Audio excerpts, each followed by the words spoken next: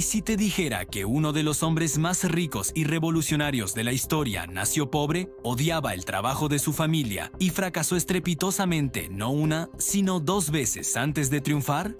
Esta es la increíble historia de cómo un niño de granja que soñaba con escapar de la tierra puso al mundo entero sobre ruedas. Henry Ford nació en 1863 en una granja perdida de Michigan. Su familia eran inmigrantes irlandeses, gente trabajadora acostumbrada a la dura vida del campo. Desde pequeño, Henry fue diferente. Mientras los otros niños jugaban con palos y piedras, él tenía una obsesión casi enfermiza: desarmar cosas para ver cómo funcionaban. Su primer objetivo fueron los relojes. Se pasaba horas desarmando y volviendo a armar cada pequeño engranaje, cada resorte, fascinado por la precisión de la mecánica. Su padre le regaló un reloj de bolsillo y en menos de un día ya lo había desmontado y vuelto a montar a la perfección. Pero la verdadera epifanía, el momento que cambió su vida para siempre, llegó a los 13 años. Un día, caminando por un camino rural, vio algo que lo dejó sin aliento: una máquina de vapor autopropulsada. No iba sobre rieles como una locomotora, se movía por sí misma. Era ruidosa, tosca, pero para el joven Henry era la cosa más maravillosa que había visto jamás. En ese instante supo cuál era su destino. Él odiaba la granja, odiaba el trabajo físico brutal, el sudor, el agotamiento sin fin de sol a sol. Veía a su padre y a sus vecinos envejecer prematuramente, encorvados por el esfuerzo, y en esa máquina de vapor vio la promesa de una liberación. Soñó con un mundo donde las máquinas hicieran el trabajo pesado, liberando a la humanidad para cosas más grandes. A los 16 años, con apenas unos $, en el bolsillo, hizo lo impensable para un chico de su época: se escapó de casa. Se fue a la ciudad de Detroit para convertirse en aprendiz de maquinista. Su padre estaba furioso. No podía entender por qué su hijo rechazaba la vida honorable de un granjero. Pero Henry ya no podía volver atrás. Trabajó en diferentes talleres, absorbiendo todo el conocimiento que podía sobre motores. Por las noches seguía arreglando relojes para ganar un dinero extra. Fue un periodo duro, pero estaba forjando las habilidades que definirían su futuro. Eventualmente, consiguió un trabajo como ingeniero en la Edison Illuminating Company, la compañía de Thomas Edison. Allí, no solo se ganó bien la vida, sino que tuvo acceso a recursos y tiempo para trabajar en su verdadera pasión: construir un motor de gasolina. En la víspera de Navidad de 1893, en el fregadero de la cocina de su casa, logró que su primer prototipo de motor funcionara. Su esposa Clara lo miraba asombrada. Unos años después, en 1896, construyó su primer vehículo, el cuadriciclo. Era básicamente un banco con 4 ruedas de bicicleta y un motor. Una noche lo sacó a la calle y se convirtió en una de las primeras personas en conducir un automóvil en Detroit. La gente salía de sus casas para ver aquel extraño artilugio sin caballos. Con este primer éxito, Ford se sintió listo para conquistar el mundo. Consiguió inversores y fundó su primera compañía, la Detroit Automobile Company.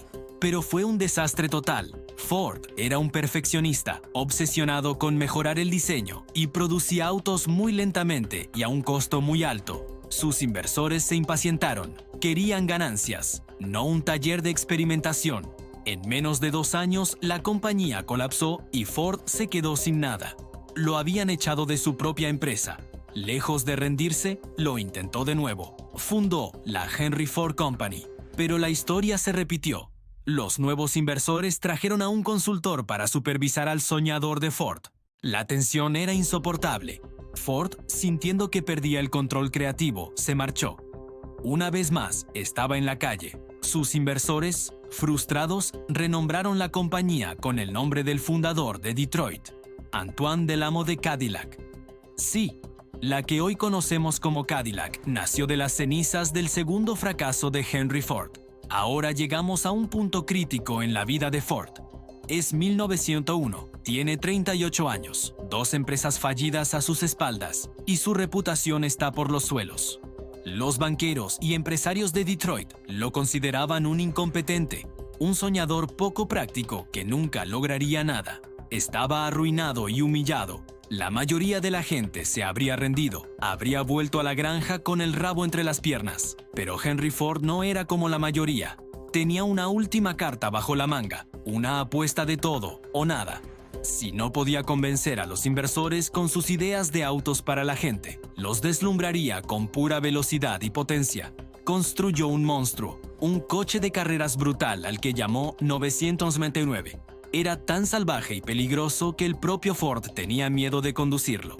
Así que contrató a un personaje temerario, un ciclista de carreras llamado Barney Oldfield, que nunca antes había conducido un auto. Le enseñó a manejarlo una semana antes de la carrera. El día del evento, contra todos los pronósticos, Oldfield y el 999 arrasaron, ganando la carrera y dejando a todos boquiabiertos. Ese triunfo mediático lo cambió todo. El nombre de Henry Ford volvió a sonar, esta vez asociado a la victoria y la audacia. Le dio la credibilidad que necesitaba para conseguir una última ronda de financiación y crear, en 1903, la Ford Motor Company. Pero aquí viene la pregunta inquietante. ¿Cómo un hombre que ya había fracasado 2 veces, que era famoso por su terquedad, logró no solo crear una empresa exitosa, sino una que cambiaría para siempre la faz del planeta? ¿Qué hizo diferente esta vez que lo convirtió de un fracasado a una leyenda? La respuesta está en una visión que todos consideraron una locura. En 1908, mientras los otros fabricantes construían autos de lujo carísimos para los ricos, Ford anunció su plan maestro, el Modelo T. Su objetivo era, en sus propias palabras, construir un automóvil para las grandes multitudes. Un auto tan simple que cualquiera pudiera repararlo y tan barato que cualquier trabajador con un salario decente pudiera permitírselo. Los expertos de la industria se rieron a carcajadas. ¿Un auto para granjeros? Imposible. El Modelo T fue el iPhone de su época. Salió a la venta por $850, cuando la competencia vendía sus autos por $2,000 o $3,000. Era robusto, fiable y fácil de manejar. Pero para producirlo en masa y a bajo costo, Ford necesitaba revolucionar la fabricación. Inspirado en los mataderos de Chicago, donde las reses se movían en una cadena para ser procesadas, Ford implementó la línea de ensamblaje móvil. En lugar de que los trabajadores se movieran alrededor del auto, el auto se movía hacia ellos. Cada trabajador realizaba una única tarea, una y otra vez. La eficiencia fue brutal. El tiempo para ensamblar un chasis pasó de más de 12 horas a solo 93 minutos. La producción se disparó y con ella los precios bajaron aún más. Pero esta eficiencia tenía un costo humano. El trabajo en la línea era monótono, repetitivo y agotador.